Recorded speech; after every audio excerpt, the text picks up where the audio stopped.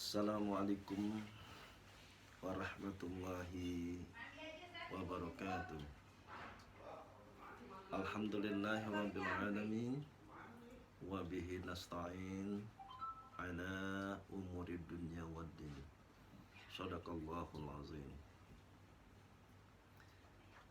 Anak-anakku yang aku sayangi, hari ini kita akan membahas studi Islam, dan kita akan mempelajari tentang agama Islam. Ketika kita belajar masalah agama Islam,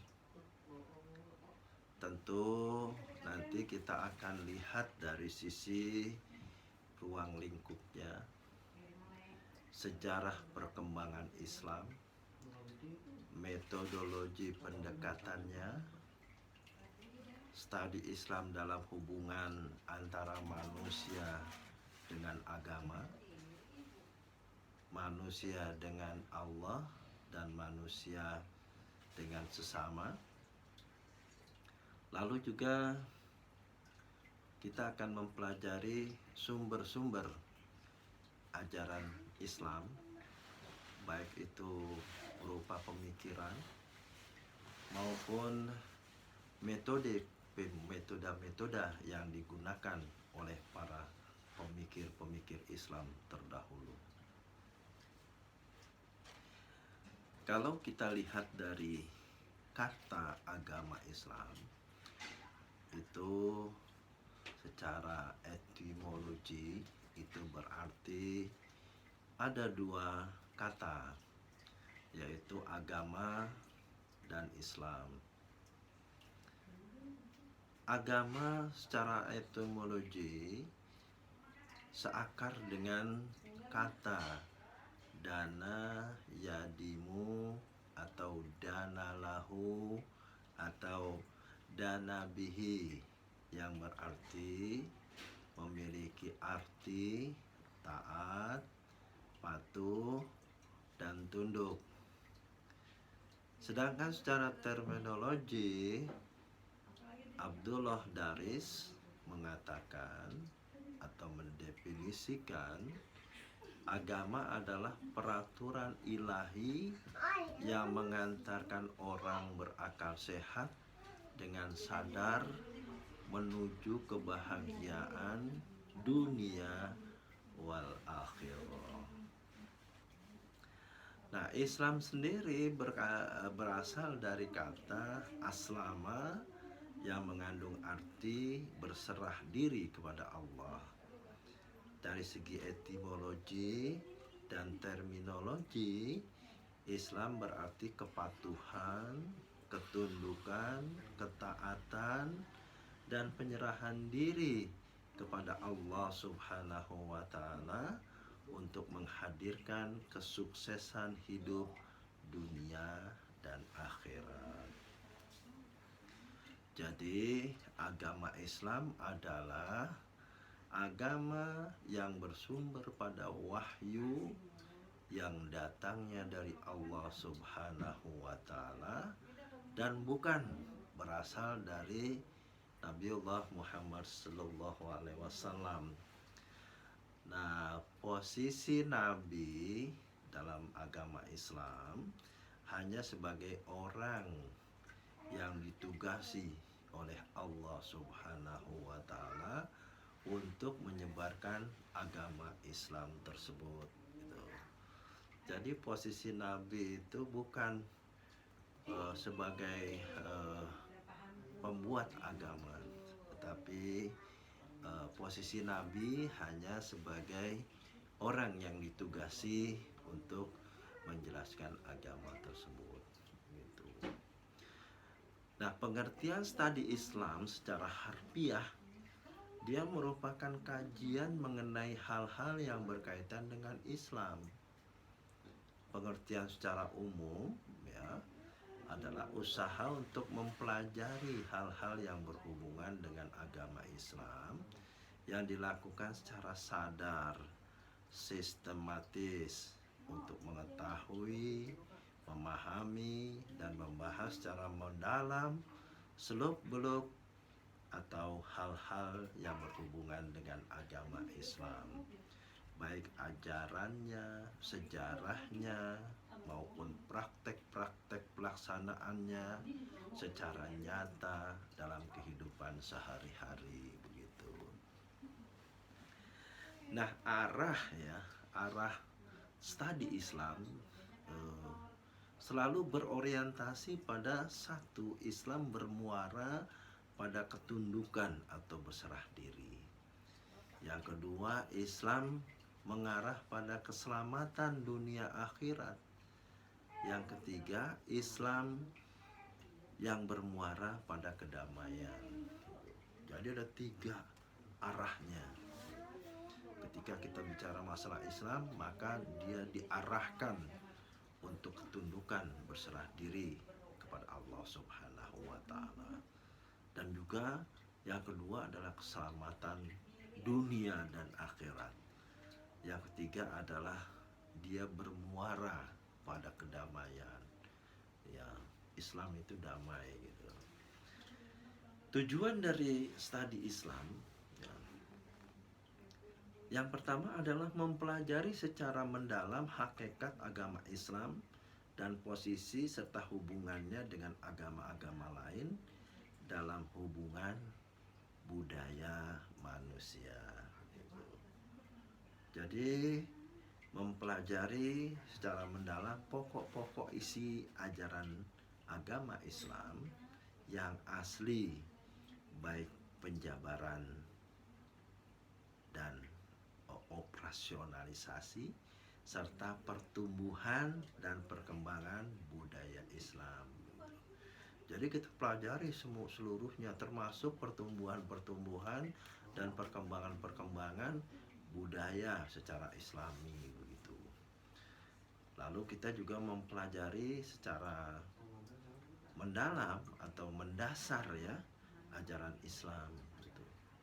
Serta mempelajari secara mendalam prinsip-prinsip dan nilai dasar agama Islam.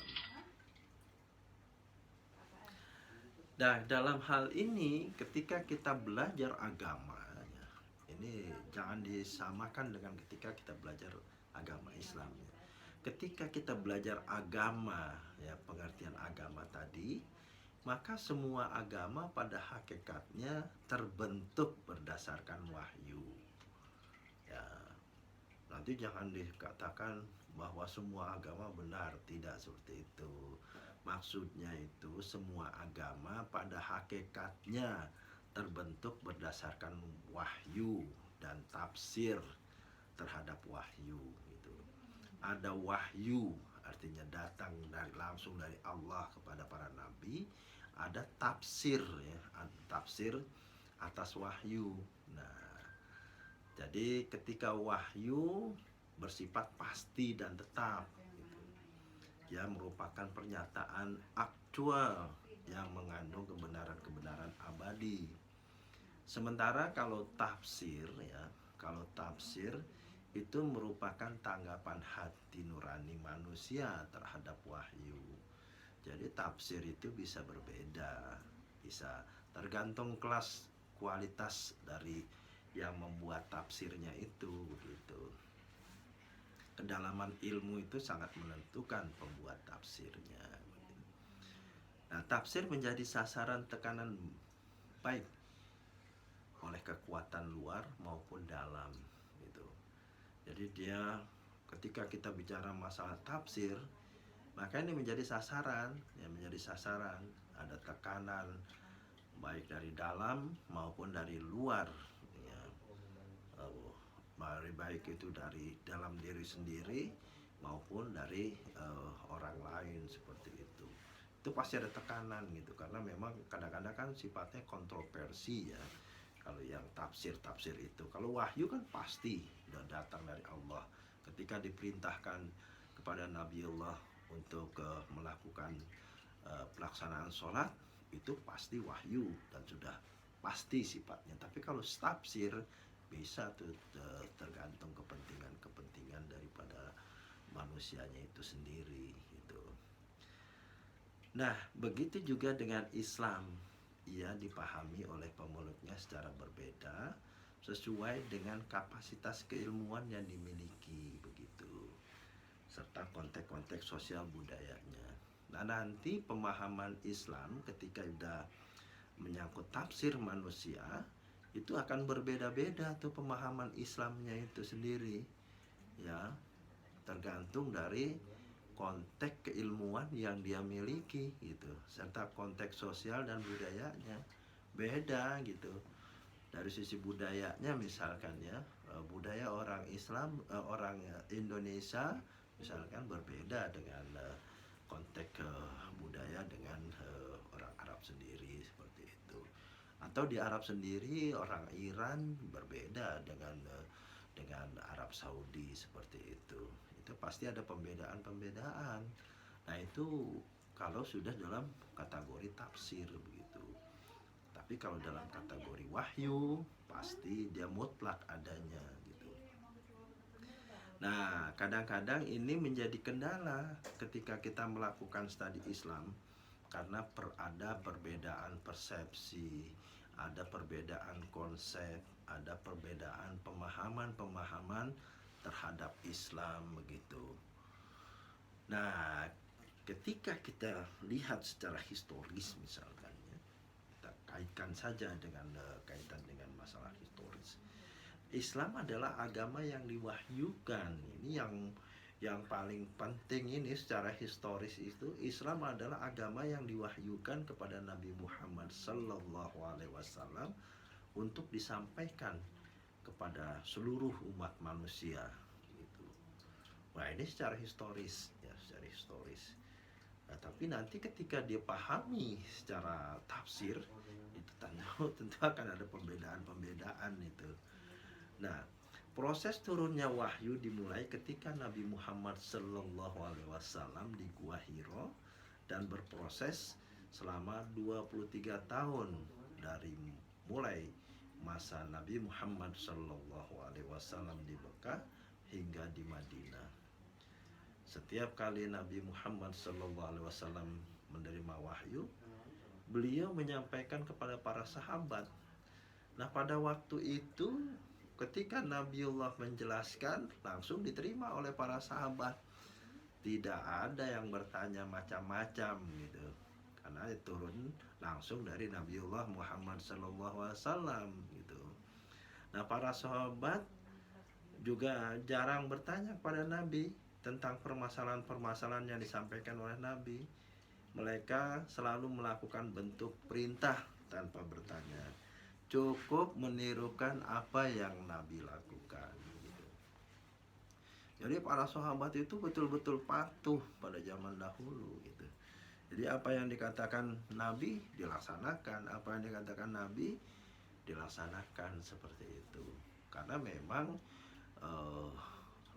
beliau memahami bahwa Nabiullah Muhammad SAW adalah orang yang diutus oleh Allah Subhanahu wa Ta'ala dan diberikan wahyu oleh Allah Subhanahu wa Ta'ala. Nah, ketika Nabiullah Muhammad Sallallahu Alaihi Wasallam sudah meninggal dunia, maka terjadilah perselisihan para sahabat ya, mengenai isi kandungan wahyu ya, karena memang sudah mulai berbeda tuh pengalaman penafsiran begitu. Nabi Muhammad ketika itu ya, ketika masih ada zaman Nabi Muhammad, Nabi sendiri menyelesaikan secara langsung gitu, sehingga perselisihan muncul dapat segera selesai gitu ketika Nabiullah Muhammad SAW masih ada.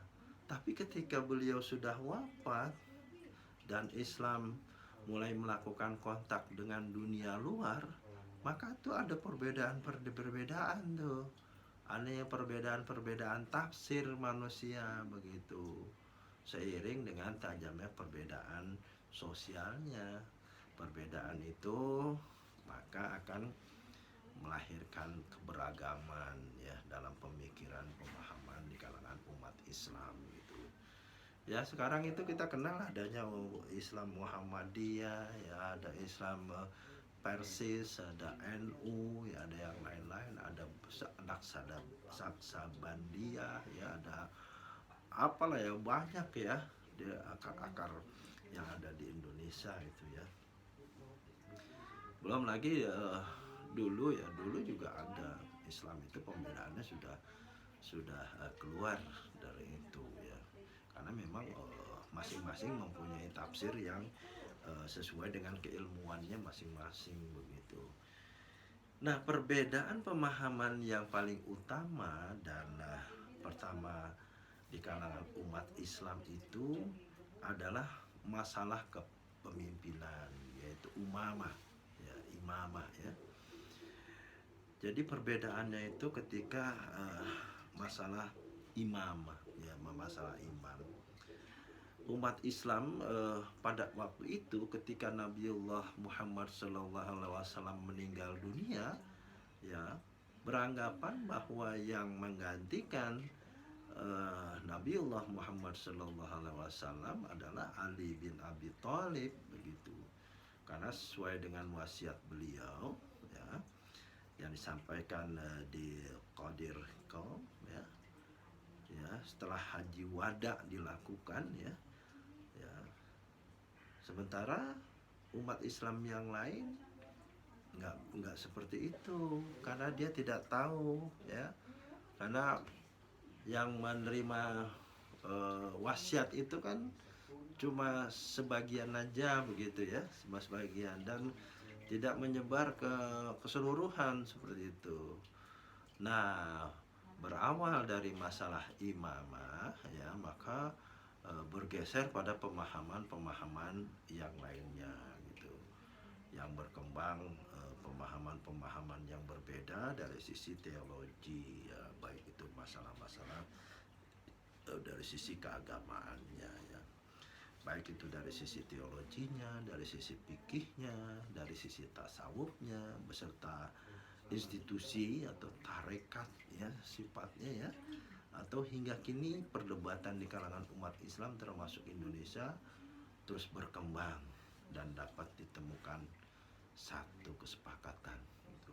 Jadi belum ada tuh yang satu sepakat gitu ya, bahwa Islam itu harus melalui garis seperti ini gitu, nggak ada tuh, karena masing-masing punya prinsip dasar sendiri, punya pemikiran-pemikiran sendiri, dan Islam ya memberikan itu gitu ya, karena memang tafsir manusia itu kan pasti berbeda gitu. Ketika wahyu yang datang itu lain lagi, Nabi Muhammad SAW, para nabi. Tapi ketika tafsir itu udah tergantung masalah keilmuan gitu. Nah, sehingga di zaman setelah Nabiullah Muhammad SAW wafat, itu muncul perbedaan-perbedaan pemahaman seperti adanya Sunni, adanya Syiah, adanya Khawarij ya untuk bidang politik misalkan itu. Terus juga ada yang aliran Hanafiyah, ada Malikiyah, ada As-Syafi'iyah ya, ada juga Hanafiyah begitu ya. Ya itu terjadi pemahaman-pemahaman dalam bidang hukum ya, hukum Islam ya. Terus juga timbul juga ada ilmuwan Al-Kindi, Al-Farabi, Ibnu Sina, Ar-Razi, Al-Ghazali, Ibnu Rusdi dan lain-lain itu. Sehingga pemikir-pemikir mereka itu pasti kan nggak mungkin sama itu. Dari sisi tafsir itu mereka berbeda semua begitu. Walaupun titik dasarnya tetap sama ya, paling yang beda-beda itu dari sisi ya, sisi-sisi yang sifatnya sunnah lah ya. Dan kita sudah ketemukan kan rata-rata masalah sunnahnya yang dipertentangkan gitu. Tapi karena pemahaman keilmuannya yang kurang kuat ya, sehingga timbul itu pertengkaran gitu ya, sampai timbul pertentangan yang lebih tajam seperti itu. Nah, itu yang kita tidak harapkan seperti itu. karena banyak terjadi zaman dulu juga adanya Khawaris misalkan ya, banyak juga itu yang meninggal dalam kaitan masalah pendapat itu gitu. Nah, bagi kita yang mempelajari agama Islam, ketika itu kita temui munculnya perbedaan ini, tentu dapat dimaklumi gitu. Karena yang namanya tafsir itu pasti akan berbeda sifatnya. Kecuali kalau memang itu merupakan wahyu dari Allah gitu.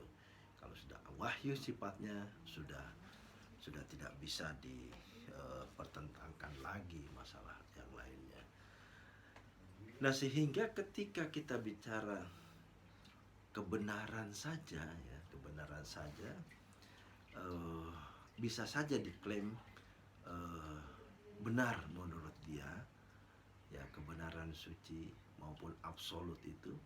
Namun dari sisi kualitas dan pengalaman keberagaman manusia tetap dalam ranah yang relatif gitu. Artinya dia bisa berubah-ubah gitu. Karena pemahamannya kan sekali lagi kan berbeda gitu. Berbeda. Nggak bisa kita satukan semua itu satu gitu. Ya, kecuali kalau secara politis dia punya power, misalkan dia jadi pemimpin, jadi presiden misalkan gitu ya. Dia suruh minta ke bawahnya itu untuk melaksanakan satu garis keilmuan atau tafsir, misalkan NU semua seperti itu terkecuali seperti itu ya. Tapi kalau dia tidak mempunyai kekuatan atau sifatnya lebih demokratis, pasti dia akan menerima pemikiran-pemikiran yang lebih luas lagi seperti itu. Nah, maka keyakinan keagamaan secara metodologis harus dibedakan dengan dari satu agama sendiri gitu. Karena kita anggapnya itu pasti agama sangat universal begitu. Sementara keyakinan keagamaan bersifat partikular ya, jadi ketika keyakinan yang timbul pasti itu akan sifatnya partikular ya, partikular. Artinya dia pasti berbeda-beda gitu. Beda-beda gitu, ada nggak memang nggak apa namanya, nggak universal, artinya tidak benar-benar pure begitu ya. Ya, begitu juga kitab suci ya. Pesannya itu kan kalau kita menyangkut kitab suci itu pasti itu universal sifatnya ya. Jadi mutlak, misalkan Al-Quran ya universal, memang ini datangnya dari Allah, diwahyukan kepada Nabi Muhammad SAW ya. Namun pesannya sangat universal, lalu berlaku secara beragam bagi umat Islam penganutnya di seluruh dunia gitu. Nah, ketika dilaksanakan ajarannya itu ya, artinya ketika dilaksanakan ajaran itu maka beragam tuh gitu. Walaupun secara universal kitabnya itu benar-benar suci, akan betul-betul asli benar itu. Tapi ketika ditafsirkan dalam sisi pengajaran pasti berbeda-beda. Pasti berbeda-beda karena memang bisa saja dia disesuaikan cara operasional. Teks suci tersebut tidak dapat begitu saja digunakan dalam kehidupan nyata. Ada juga pemikiran yang dimasukkan dalam sisi penafsiran manusia seperti itu. Nah, kalau kita lihat juga kita bisa buktikan itu, misalkan tafsir ya, tafsir dari tafsir Jalalain misalkan, tafsir di Indonesia juga berbeda-beda gitu ya. Memang nggak bisa juga kita mau lakukan mutlak, ini mutlak bahwa tafsir saya ini benar, itu tidak bisa mengklaim seperti itu. Karena sebagai ilmuwan itu kan selalu ada perbedaan pendapat itu. Nah, sehingga ketika kita mau menginterpretasikan ya, makna-makna yang terdapat dalam Al-Quran ya kepada pemeluknya. Kemudian bisa juga ya hal yang penting-penting atau yang hal-hal yang sifatnya pasti itu dijadikan pedoman kepada kita semua. Nah, sehingga kita dalam upaya menginterpretasikan makna ajaran dalam teks suci tersebut, para pemeluk agama yang bersangkutan menggunakan kebudayaan mereka sebagai acuan begitu ya, sebagai acuan gitu.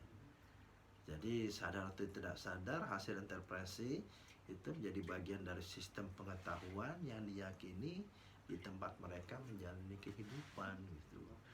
Nah, ketika sudah bercampur dengan kebudayaan ya, ketika itu sudah bercampur dengan kebudayaan, maka nanti pasti berbeda tuh antara Islam Indonesia, Islam Arab, Islam Vietnam, misalkan Islamnya di ASEAN, Islamnya di Eropa gitu.